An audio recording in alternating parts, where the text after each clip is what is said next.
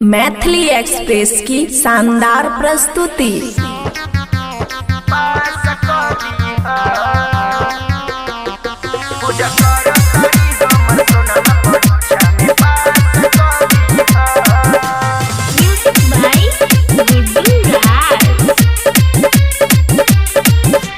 हे सरस्वती माई कुछ खास कर दी हो।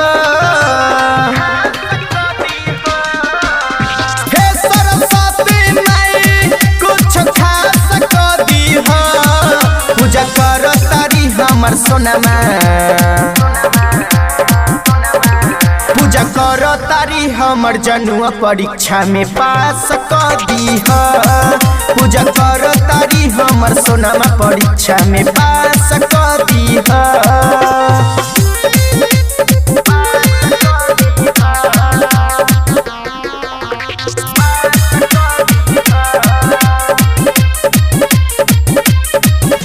सुनीला पुकारे माई यारा जी हमार हो। साल साल मूर्ति बैठाई बा तोहार हो।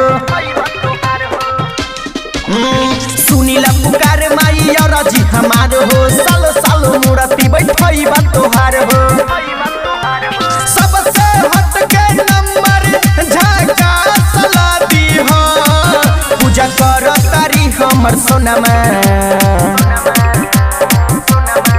पूजा कर तारी हमर जनुआ परीक्षा में पास कर दी हो। पूजा कर तारी हमर सोनमा परीक्षा में पास कर दी हो।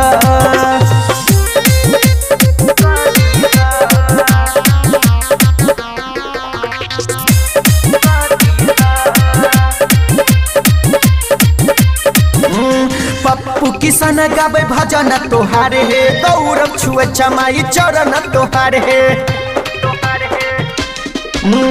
पप्पू किसान गावे भजन तोहार है। गौरव छुए चमाई चरण तोहार है। माई हो अपना नाम में विश्वास ला दी हो। पूजा कर तारी हमर सोनमा, पूजा कर तारी हमर जनुआ परीक्षा में पास कर दी हो। पूजा कर तारी हमर सोनमा परीक्षा में पास कर दी हो। खुशी रिकॉर्डिंग स्टूडियो बलुआहा।